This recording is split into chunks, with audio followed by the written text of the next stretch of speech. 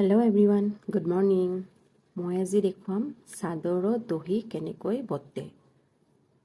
শাড়ীটো কৰে, আজিকালি শাড়ীৰ আঁচলতো কৰি লয় ডিজাইন দি কেনে। মই এখন মেখেলা চাদৰে লৈছোঁ। চাদৰত মই দেখাম কেনেকৈ দহি কৰিব পাৰি। প্ৰথমতেতো মই সূতাবোৰ এনেকৈ টানি লৈছোঁ এটা মেজাৰমেণ্ট লৈ কেনে। মেজাৰমেণ্ট নল'লে অলপ ইফাল সিফাল হ'বও পাৰে, একে চাইজৰ নহ'বও পাৰে।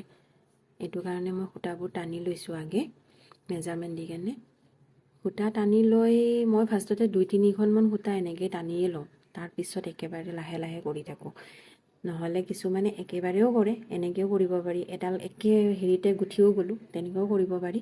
কিন্তু মই এনেকৈ বেছি ইজিয়ে পাওঁ, মানে আগে টানি ল'লোঁ, মানে সোনকালে হৈ যায় আৰু। আজি দেখুৱাম আৰু মই কেনেকৈ কৰোঁ। আপোনালোকেও কৰিব পাৰিব, বহুত ইজি ৱেত দেখাব ট্ৰাই কৰিম মই। যদি ভাল লাগে চাব। ফাৰ্ষ্টতেতো মই আপোনালোকক এনেকৈয়ে দেখাইছোঁ। বেজি মই কৰি থৈ দিয়াটো দেখুওৱা নাই বাৰু, বেজি দিয়ে দেখালোঁ ফাৰ্ষ্টতে।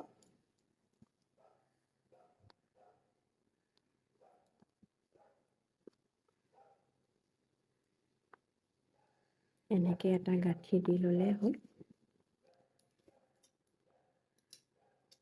মই চব এনেকৈয়ে টানি লৈছোঁ। এতিয়া মই এইটোতে দেখুৱাম কৰি কেনে। এই দেখিছেনে?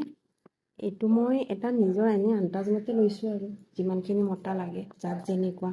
কিছুমানে পাতল কৰি অলপ ভাল পায়, কিছুমানে বেছি মোটা হ'লে ভাল পায়।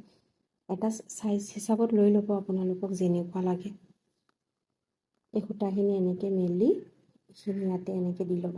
দি লৈ এটা মানে পিছল সূতাটো পিছলি যাব, সেইটো কাৰণে হাতখনৰ আঙুলি এটা দি এনেকৈ ধৰি ৰাখিব। পিছত থৈ এটা গাঁঠি দি ল'ব।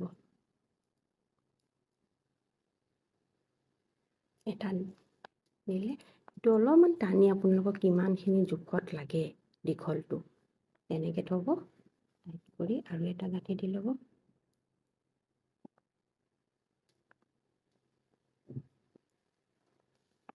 হ'ল, এইটো এবাৰ ফল্ড কৰি দিব। তাৰপিছত এইডাল এনেকৈ আঙুলিটো দি এনেকৈ তলেৰে আনি ইয়াতে এটা পাল দিব।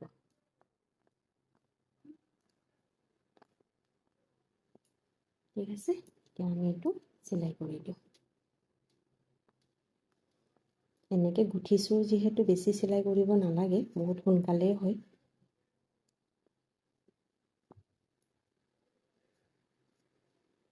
এবাৰ এনেকৈ দিলোঁ।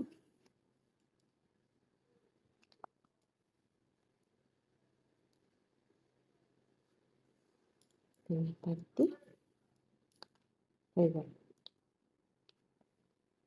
আৰু খুলি নাযায়। বেজিটো তলেদি ভৰাই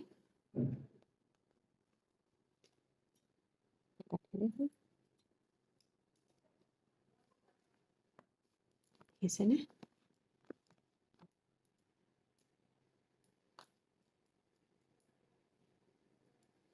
চেম এইবিলাকতো মই এনেকৈয়ে কৰিম। আগে সেইকাৰণে মই সূতাবোৰ টানি থৈ দিওঁ, যাতে একেবাৰে কৰি যাব পাৰোঁ।